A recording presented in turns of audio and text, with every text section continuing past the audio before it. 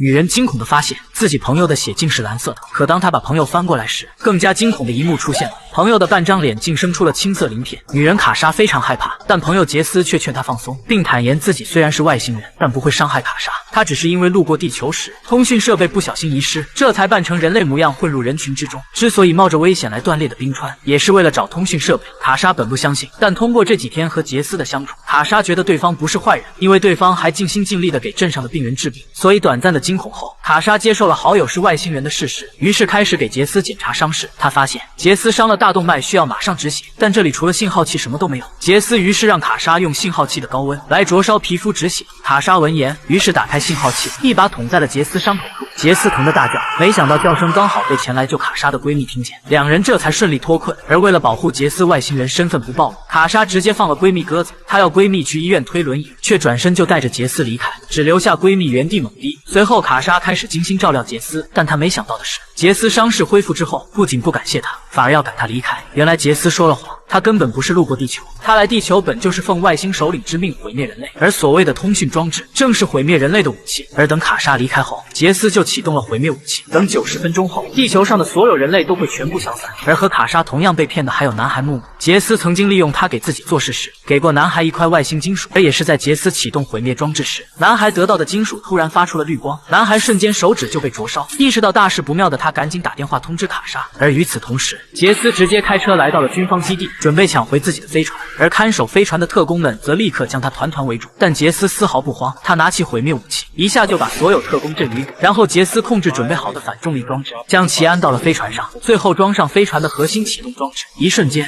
飞船就被激活，随即舱门自动打开，杰斯直接走了进去，就准备离开地球。但这时更多的特工冲了过来，他们开始对着飞船开枪，但这些攻击对飞船造不成丝毫伤害。反观杰斯则是随手一挥，围攻他的特工就倒了一大片。随后杰斯更是玩了起来，丝毫不把人类看在眼中。玩够之后，杰斯再次准备离开，却不料卡莎和木木被几个特工带了出来。原来两人刚到这里时就被抓住了，特工威胁杰斯不出来就杀掉两人。杰斯本不想理会，但这几个月的相处，他早把两人当成了朋友，随即只能关闭飞船，然后走出了舱门。特工们见状开始朝他射击，但这也没有用。杰斯轻轻挥手就将他们打飞。卡莎要杰斯别毁灭人类，因为他知道杰斯是善良的，不然也不会走下飞船来救自己。听着卡莎的话，杰斯也回忆起了在地球的美好生活，这里有他的朋友，还有他最喜欢吃的披萨。如果地球毁灭，这美好的一切都将不复存在。于是杰斯决定放过人类。在和卡莎依依不舍的道别后，杰斯驾驶飞船离开了地球，让毁灭武器在太空中引爆，随即准备孤独地返回自己母星，却没想到这时飞船里传来了一个声音 You're taking me home, right? This is some bullshit.